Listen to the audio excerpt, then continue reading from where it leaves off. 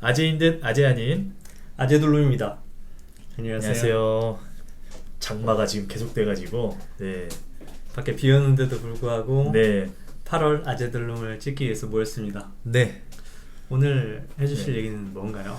오늘은 제 관심사 좀 한번 얘기를 해볼까 합니다. 네. 어떤 데 관심 있으시죠? 혹시 이 신발 이거 뭔지 아세요? 나이키인 건 알겠는데 디올이라고 써있네요. 원래 이 신발이 에어 조단이에요. 네. 그 조단이 1번부터 34번까지 나와 있는데 에어 조단 1번을 디올이라는 명품 브랜드하고 협업해서 만든 신발이에요. 콜라보레이션. 네. 오. 이게 발매가는 200만 원 정도인데 네. 리셀이라고 하죠. 네. 다시 되파는 그런 거래 시장에서 판매되는 가격이 2천만 원에서 3천만 원 정도가 됩니다. 정말 저도 이 신발 나오고 나서 정말 깜짝 놀랐는데 요즘에 이 나이키가 네. 이런 그 협업이나 콜라보 뭐 아니면은 셀럽들이 신고 그리고 스타 마케팅 이런 거를 굉장히 잘해요. 그래서 오늘은 이 나이키가 어떻게 해서 이 누구나 가질 수 있지만 또 누구나 가질 수 없는 나이키가 되었는가, 네, 그거에 대해서 제가 간단하게 한번 정리한 내용을 말씀드려 보려고 합니다. 나이키를 알려주실 거군요. 네, 자 일단은 나이키의 역사를 얘기해 볼게요. 1964년에 출발했습니다. 64년에 만들어진 예. 기업이네요. 근데 원래 1964년에 출발할 때 나이키란 이름으로 나온 게 아니라 블루 리본 스포츠. 네. 파란 리본 스포츠. 네네네. 블루 리본 스포츠라고 이 필 라이츠하고 빌 바워맨이라는 사람이 이제 창립을 하게 된 거예요. 두 명의 창립자. 네, 원래 이제 필 라이츠 같은 경우는 육상 선수였어요. 근데 이제 성적이 좋지는 않았는데 그 사람이 신발에 관심이 많아가지고 대학원을 가서도 이 운동 장비에 관한 그 논문을 엄청 많이 썼는데 당시 이제 일본에서 아식스 있죠, 오니시카 네. 타이거. 네, 그 신발이 굉장히 좀 인기가 있었나 봐요. 그래서 이런 운동화 장비들이 앞으로 운동화 산업을 뭐 주도할 거다 이런 논문을 쓸 정도로 굉장히 운동화에 관심이 많았대요. 신기하네요. 일단은 네, 운동선수가 공부도 하고 비즈니스도 하게 되는 예. 케이스라는 것, 그리고 운동선수다 보니까 네네네. 그래도 사용자의 입장에서 네, 맞아요. 그렇기도 하고, 일본의 아식스가 더 오래됐다는 것도 저도 이번에 처음 알았어요. 충격적이고. 네. 그리고 이제 중요한 거는 블루 리본 스포츠는 이제 처음부터 신발을 만들어서 판매한 게 아니라 그 일본의 아식스 오니시카 타이거 신발을 일본에서 떼와가지고 네. 그거를 갖다가 이제 미국 내에서 한 7년 정도 원래 판매를 하는 기업이었다고 합니다. 그래도 제조사보다는 이렇게 유통사에 가까운. 네. 네. 근데 이제 자기들만의 브랜드를 좀 갖기 위해서 그때 이제 빌 바워만이라는 그 사람이 나오는데 그 사람은 이제 당시에 운동선수 시절에 코치였어요. 근데 그분이 굉장히 그 육상계에서 영향력이 있었던 사람인가 봅니다. 뭐 금메달 리스트도 한 7명 정도 배출하고, 네, 그래서 그분의 힘을 빌려서 조금 더 전문성이 있고 조금 더 좀 이제 그 장비에 관해서 좀 이제 연구를 해가지고 한번 만들어 보려고 이제 같이 시작하게 된 거예요. 그래서 본격적으로 나이키라는 이름이 나온 건 1971년에 그 수옷이 있죠, 이렇게 이 나이키 로고. 네, 로고. 그 수옷이라고 하는데, 네, 그것도 이제 뭐 대학의 대학원생한테 부탁해가지고 $35 주고 만든 그 로고가 지금도 이어져 오고 있다. 그때는 그냥 싸게 한번 만들어 본 로고인데. 네. 근데 이제 아주 시간이 좀 지나고 나중에 그 로고 만들어준 사람한테 이 나이키 그 다이아 반지를 줬대요. 그리고 뭐 100주 정도? 주식도 주고. 줬다고 하는데 그 이후에는 내용이 저도 잘 모르겠습니다. 여튼 나이키가 이렇게 출발을 했고, 뭐 아시겠지만 나이키가 처음에 나온 신발이 코르테즈예요. 코르테즈. 저도 아는데. 그쵸. 앞에 약간 뭉툭하게 생긴. 맞아요. 네. 바닥이 이제 고무창으로 되어 있어서 약간 뾰족뾰족하게 해가지고 네. 약간 이제 미끄럼짐 방지를 네네. 그걸 하는 게 이제 처음 나온 코르테즈 신발이고, 그 신발을 만들어 조금 인기가 있다가 그 다음에 만든 게 아까 그 빌 바우어만 그 감독 있죠, 코치. 그 사람이 와플 기계를 보고서 바닥을 고무로 해가지고 이렇게 이렇게 와플처럼 만들면 미끄러짐 좀 더디고 이 반발력이라고 하죠, 이렇게 튀어나가는 힘, 이게 좀 좋을 것 같아가지고 그거를 만들었는데 육상 선수들이 실제로 신고 뛰어보니까 기록도 좋아지고 그리고 당시에 좀 금메달 리스트 그러니까 아니 금메달을 딸 확률이 좀 높아 보이는 선수들한테 그 신발을 신겼더니 실제로 기록도 많이 좋아지고 네, 그래서 이제 그 신발을 출발로 해서 이제 좀 나이키가 성장을 좀 네, 많이 하게 된 첫 번째 발판은 네. 밑창이었네요. 네 맞아요. 우리는 익숙한데 바닥 네. 모양이 굉장히 다양하기도 하고 이렇게 네네. 마찰력을 중요하게 생각하는 걸 알고 있는데 그 전에는 아직 그런 단계는 아니었다가 네네. 지금 나이키가 그거를 와플 모양으로 시도를 한 게 네 맞아요. 나이키의 도약을 이끈 첫 번째. 네. 재밌네요. 그런데 중요한 건 네. 나이키뿐만 아니라 이제 당시에 사실 그 신발 산업은 이 독일의 네. 아디다스가 음. 주를 이루고 있었어요.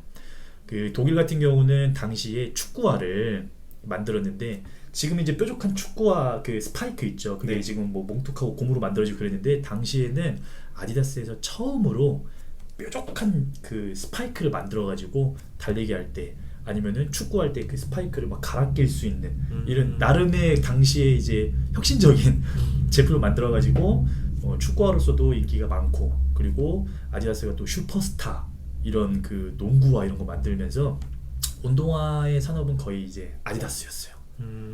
그리고 이제 1980년대에 들어와 가지고는 이제 에어로빅이 미국에서 열풍이었거든요. 근데 당시에 이제 나이키는 자기네 이제 와플 신발도 있고 코르테지 있고 이러니까 그것만 판매했었는데 에어로빅 시장이 그렇게 뜰 줄 몰랐던 거예요. 근데 리복이 당시에 에어로빅 신발을 만들었는데 그게 엄청난 인기가 생겨가지고 나이키가 그때 위기는 아니지만 조금 업계에서 많이 밀려나는 리복에게까지도 밀리는. 네 맞아요. 우리 이제 제가 익숙한 시절이 됐네요. 나이키, 네. 아디다스, 리복 맞아요. 네. 시대. 네. 네, 거기다 푸마까지 있었고 네, 그래서 이 4개의 회사 정도의 그 신발의 경쟁사들이 있었는데 그 중에 그렇게 두각을 나타내는 건 아니었습니다. 나이키가 그 80년대 당시까지는 80년대 초반 당시까지는 네. 근데 이제 계기가 있었죠. 엄청난 계기. 어떤 계기? 이제 그 계기는 다 아실 겁니다. 이 신발의 장본인이죠. 마이클 조단이 그때 이제 등장합니다. 마이클 조단은 아시겠지만 당시 신인 때 원래는 그 이제 신발 그 이제 선택을 하잖아요. 대학교 때도 아디다스를 신었고 그리고 프로 가서도 아디다스 신발을 신고 싶어 했어요. 근데 부모님이 나이키도 한번 진정성이 있으니 만나는 봐라 라고 했는데 당시에 현금으로 50만 달러를 주겠다. 그리고 원래는 나이키 신발이 에어 조단 1 보면 빨간색이고 검정색이고 그렇잖아요. 당시 NBA에서는 그렇게 빨간색을 신을 수가 없었대요. 이 경기 뛸 때마다 벌금이 나오는데 그 벌금도 다 내고 그리고 계속 신발을 제공하겠다라는 조건으로 그냥 나이키를 신게 됐는데 그게 이제 난리가 난 거죠. 네. 진짜 일단 조던의 입장에서도 지금 우리가 네. 조던 브랜드가 따로 있는 걸 아니까 굉장한 선택의 순간이었네요. 네, 맞아요. 아디다스로 가야 될지 나이키로 가야 될지. 그렇죠. 결과적으로 나이키로 가서 네. 우리가 아는 조던 브랜드도 생기고 네. 나이키도 성공하게. 맞아요. 동반 성장을 합니다. 그리고 아시겠지만 이 나이키의 조단 브랜드가 나오면서 당시에 이제 그 디자이너가 또 한 명 되게 우리 이름은 생소하실 거예요. 잘 모르시는 저도 이거 조사하면서 이분의 이름을 알았는데 네. 탱크 해필드라고 당시에 조단 시리즈 뭐 1번, 3번, 4번, 5번 인기 있는 시리즈 있죠. 그리고 에어맥스 이런 것들도 직접 디자인한 그 사람이 탱크 해필드. 원래는 이제 건설 그 디자인 하시던 분인데 그 사람이 들어와서 디자인도 혁신적으로 많이 바뀌고 80년대 후반 네. 네. 네. 마케팅적으로는 조던을 잡게 된 것. 네. 그리고 굉장히 유능한 디자이너를 함께하게 된 것. 그게 네. 새로운 성장 요인. 맞아요. 어떻게 보면 그 스타 마케팅이 아주 제대로 들어먹힌 아주 대표적인 사례라고 할 수 있죠. 네. 네, 그렇게 해서 마이클 조단 나오고 그리고 그 시리즈가 계속 나오고 그 이후에 에어맥스 시리즈도 성공하고 그리고 에어포스 시리즈도 성공을 해서 이제 나이키 신발을 이제 구하려면 돈 주고도 못 사는 이제 그런 상황들이 많이 생긴 거예요. 그러면서 이제 중고 거래들도 많이 생기고 사건 사고들도 많이 생기고 이런 일들이 생깁니다. 자, 그리고 이제 2000년대에 들어와서는 뭐 코비 브라이언트 아니면은 뭐 크리스티아노 호나우두 그리고 뭐 르브론 제임스 이런 이제 대표적인 스포츠 스타들의 스타 마케팅이 거의 뭐 다 성공을 하고 그러면서 이제 신발 업계 1등은 이제 아디다스는 이제 90년대 돼가지고 경영권 문제 때문에 많이 쇠퇴하고 떨어지고 그랬거든요. 네, 그때 이제 나이키는 오히려 치고 나가. 네, 치고 나가고 푸마는 사실 이제 신발의 경쟁력이 많이 밀려서 요즘에는 거의 푸마 신발을 잘 많이 신진 않죠. 리복도 뭐 아시겠지만 그 이제 한참 올라오다가 아디다스하고 이제 2003년도에 이제 합병이 되긴 했지만 그럼에도 불구하고 나이키가 이런 스타 마케팅 이게 대성공을 거두면서 지금은 업계에서 아주 그 이제 큰 따라올 수는 없는 이제 선두권에 있는 기업이라고 보시면 되네요. 네. 그러면 이 신발 말고 네네. 나이키가 하는 다른 분야들은 좀 이 나이키가 총 매출에서 네. 신발이 차지하는 비중이 3분의 2예요. 예, 총 매출에서. 그리고 나머지가 이제 요즘에 조금씩 나오는 이제 뭐 나이키 랩 장비 이런 거 애플하고 같이 협업한 거 그리고 의류도 생각보다 많이 입을 줄 알았는데 오히려 신발이 훨씬 더 많은 그러네요. 매출을 차지하고 있습니다. 저도 조사하면 놀랐어요. 그러다 보니까 이제 이런 신발도 나오고 이 신발 사려고 캠핑 문화가 생겼어요. 나이키 매장 앞에서 2박 3일을 텐트 치고 자는. 네. 진짜 저도 몰라. 저는 네. 일단 나이키를 스포츠 의류웨어라고 네. 브랜드라고 생각을 했고 네, 네. 일단 몸에 착장한다 치면 네. 신발은 발에 착장하는 거고 네. 그 외의 부분 네. 뭐 모자나 머리띠라든가 티셔츠 뭐 운동복 속옷 상하이 하면 종류는 나머지가 더 많은데 그러니까. 신발이 네. 이렇게 매출의 60% 이상이라는 게 네. 이렇게 알게 되네요. 그래서 이렇게 신발을 중심으로 설명하는 게 맞구나라는 생각이 네. 드네요. 요즘에 이 신발 때문에 난립니다.